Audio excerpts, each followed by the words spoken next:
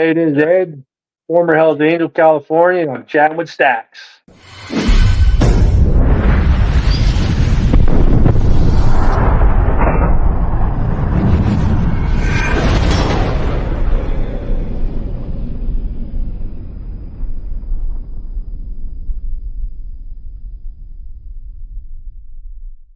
Welcome to this episode of Chatting with Staxx. I'm your host, Bill Staxx, and today I got former one percenter Ed.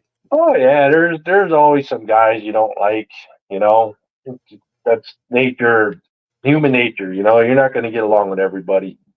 You know, some guys and some of those guys in the club, they won't even talk to you until you're a 5-year member. You know, they're just it's not just because they're too good for you or because they're arrogant. I guess they just see the turnover.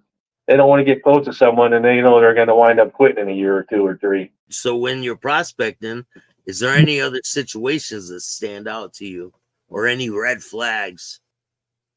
I think we talked about this on the phone. I'm drawing a blank, but yeah, I know I mean, a lot of it is more with the cops coming after you than the guys is for me, you know. I mean, the guys, you know, they want to butt check you here and there, and you just stand up to them, stand your ground. They're just making sure you're going to handle your business, you know. Even one or two little fisticuffs, you know, usually. Like none of mine got too bad. I mean, I'm a pretty big guy. You know, I can handle myself well. I'm good enough for me. You know, so Yeah. you got into it as one or two blows, and then they get breaking up. It's just mud checking. You know, I still do have a loose tooth here.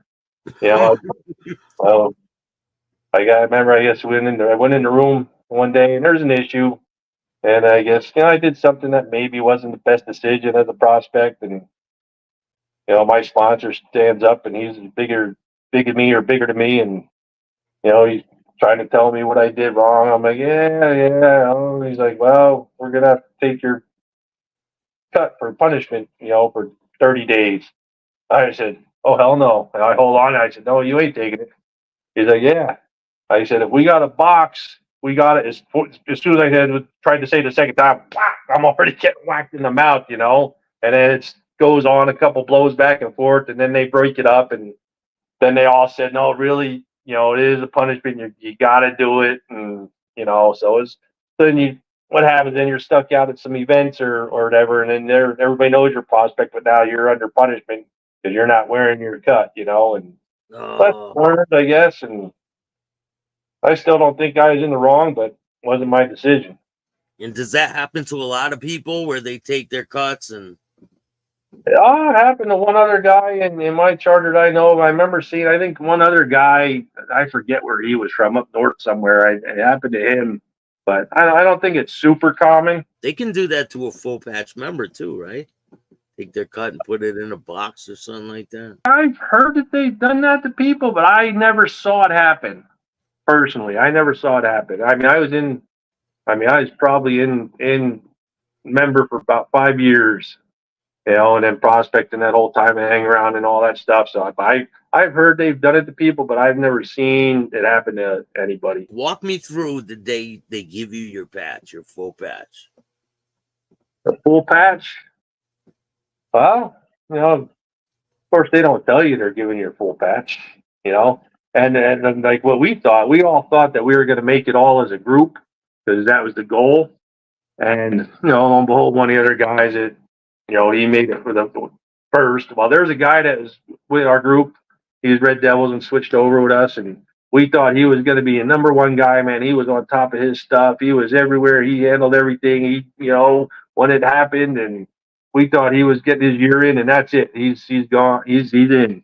He's first one in. And then he gets hooked on some stuff, those pills. Was Oxycontin he gets hooked on, and he just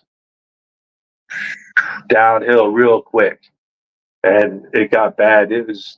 And I actually thought this was a good thing. Like as a charter, we all stood in. We kind of had an intervention with him. Like, dude, like all those prospects, like, dude, the hell happened to you? You're screwing up. What's wrong? And then he almost burst out into tears, and he told us what's going on, and then he just wound up going down the road. He just couldn't get out of it. And then the other guy made it, and then I think it's about 15 months or so. I probably got mine in, and but they call you in and they stare at you, and look at you like, what have you been doing? You have, what do acting like you did something wrong again. It's like you start going, and then like you're getting ready to fight, and then they're like, here you go. And you get this big smile, this big relief comes over you. Then they're all hugging you, and then you get to sew it on again, and then Yeah. you do the other prospects and tell them, and then you start making your phone calls to all the other guys that you've been prospecting with this whole time. And when you make member, there's still people you are prospecting with that are still prospects, right? yeah, because I think our choices, the way we went prospecting, might not have been. It might have been good and bad. I mean, we thought we were going to do the whole group thing, and then it turned out the way we did it, they just did it the individual way and stuff. And that's probably better for them on their end too, because they weeded a couple more guys out that way that just turned into pieces of crap. I mean, look what happened. The guy that you thought was going to get it first ends up not getting it at all. Yeah, they can get it. So things change, right? Yeah. So what happens after you get your patch? How did your night go? Oh, we just partied. I mean, I don't even really remember. You got to do the old ritual. But we just partied, and I don't even remember where we went. We were in Long Beach somewhere at one of the guys' house. I think maybe I don't even remember. I honestly don't even remember that night. I just remember making that patch, and we partied, and I think probably till 7 in the morning. I came home and had to go to work, and it was rough, but it was a good time. When you're prospecting, you're not allowed in the meetings at all. You have to stay outside the meeting, right? Only if they call you in for an issue or a reason or something. But yeah, otherwise you're outside. So what's it like the first time you get to walk into a meeting? It's a good feeling. It's a good feeling, because you're like, man, yeah, I'm the man now, And when you put that full patch on, I mean, you feel like Superman. You feel like you're unstoppable, like nothing can hurt you. That's the feeling you get. It's like just put it on, and you're just like, yeah. And when you go out, people look at you a lot different. Do you feel that? Yeah, absolutely. Some respect you a lot more, and some hate you a lot more.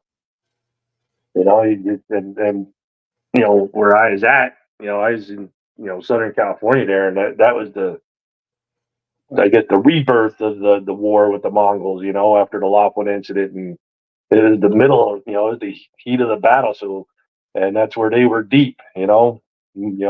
Mooch tells you that's where they all were. He was way up north, and he's always going down there. So like we're in the middle of all time. So you're always looking over your shoulder. And you don't just have those guys to look out for.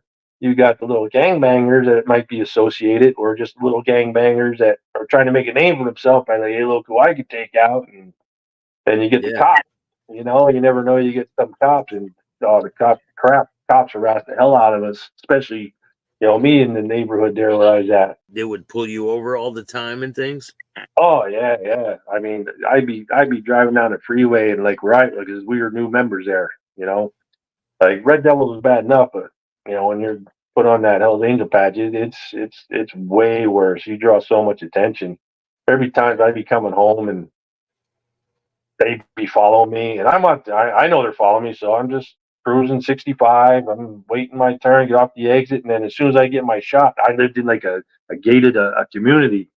So I would hit that button to open that gate as soon as possible, and because so it starts closing, and I zip through, and then they get stuck outside. So they wanted to know where my place was, So I'd always go back and try to hide, and then until they could get in. And one night I went, put my motorcycle in someone else's parking spot that was open just because I had to get in and get out. A couple nights later, and I had a roommate at the time. We're in there. It's like 3, 4 in the morning. And you hear this boom, boom, boom, boom on the door. My roommate gets up. He was down and he was closest to the door, and he gets up. He's all pissed off. He's got to get up for work for 6. He rips open the door. Who the hell is this? And there's a local cop there, looking for someone's car that had a broken window, in that car. He's like, "Is this your car here in this spot number?" And he's like, "No, that ain't our spot." Well, that's the spot I parked my motorcycle in the other night when they tried to chase me in. So they were watching. And another incident, we're coming home from church. I'm just cruising. I knew they were following me all the time, so I try not to do anything stupid. And I see these two cars behind me. They didn't have bubbles on them or nothing. They were unmarked. And there's one going this way, one going that way, and they're coming up and then drifting back, turn their headlights off. I'm like, so I'm thinking it's one of the other guys. Yeah, like they're gonna kill you or something, right? Exactly. That's what I'm thinking. I'm waiting for something to come out the window, so I start making some little evasive maneuvers. And next thing you know, I was like, son of a. So they pull me over. And I'm like, what are you pulling me over for? Or say, well, you're under suspicion of DUI for your swerving. I'm like, I'm under suspicion. What were you guys just doing to me? You know? Well, you can't argue with them, on the side of the road like that. So they want to do the DUI check on me. Like, do you have anything wrong with you that might inhibit you from passing? I said, yeah. I said, my leg was banged up from an accident. I might stumble around a little bit if you make me do some of those things, but everything else I'd be good. You're not a felon. You never been to prison. No, no. So they got arrested one time, and that was with the club, and nothing ever. We can talk about that later if you want. Yeah. Yeah, I know. No record like that, nothing. So they were just pissed off that we were in town, and I'm doing this sobriety check, and I got my head back, eyes closed, and he's flashing the flashlight across your eyes to try to make you dizzy. And Yeah. then I can hear them. They're going through my damn saddlebags looking for shit. I can hear them doing it, but that's why they're doing that, so they can try to take quick peeks. And then finally they let me there. All right, you're good. Go on your way. And then we had another one in that town. There was some big event. I don't know. It might have been a funeral or something. Another team's funeral or something. We were up at a bar and we stopped by. A bunch of those guys were there, and it wasn't the Mongols. It was whatever team they were, and we weren't like at war with them, but it wasn't good or bad. It's just kind of like, if you see them, you can say hi if you want to. Well, I didn't like those guys really, and I'm not even sure why. But so a couple of them tried to come over and shake my hand, and I had there's some little kid that was trying to hang around the club with me. He was there with me, just me and him. I figured I'm gonna stop by and pay respect to this one other guy from this other club because they were decent dudes, but these other guys were there, and they tried to come over. They did the right thing, tried to introduce themselves, and I just I ignored them, and I didn't even put my hand out. I turned back and walked away from them. And the kids were just looking at me like, "Oh, I can't believe you just did that." And we walked away and then went about our business. We go down to the next club. It was Angels Sports Bar and Strip Club. It was like a sports bar on one side and a strip club on the other side. And actually, sports bar side was actually featured in that bar show with that John Tapper guy that yells at all the bar owners. Yeah. Yeah. Bar rescue. Bar rescue. I think she was the very first bar on that show, and then she made some appearances in the show. And she was crazy. She'd sit there and do shots with you. We come in there, and she'd be like, "Hey, let's do shots," and we'd do 3 or 4 shots with her, and she'd be dancing around and stuff. But I hung out on the strip club side most of the time. Yeah. So and it was good. The security manager there, he used to work at the one other bar that's not there anymore. That's torn down too. Is at Crossroads something or other. There's a huge concert bar. Like the Purdue guys always had their runs out there. It's huge, hold thousands of people. It's kind of like full throttle almost. So we're all there, and then it was me and that hang around kid. And he wasn't really a tough kid, but he was trying to be around, and so I was trying to work with him and see what he wants to do. And there's probably about 5 or 6 members of those other guys there. I think 1 or 2 prospects and maybe another 1 or 2 other guys that were with them. So there's probably like 8, 9 of them total. I'm just sitting there having beer like normal. I'm watching the girls, and I actually made friends with the one server there, and she was real cool. She invited me. She married her DJ, and she invited me to the wedding and everything. But we're sitting there, and prospect from the other guys comes over, and he's like, "Hey, I'm so and so, and my president over there, he I'd like to talk with you." I'm like, "For what?" He goes, "I don't know, man." He goes, I'm the messenger." I was like, "All right, well, I don't want to see anything bad happen to this kid because he's doing whatever." So I was like, walk over there. I'm like, "Hey, what's up?" I sit down, and he's like, "Oh, so and so president, whatever chapter, or whatever. And I'm like, all right, what's going on? And said, I'm just trying to have a beer. What are you guys doing? He's like, yeah, we're just hanging out. And he goes, I noticed there's we got the power in here.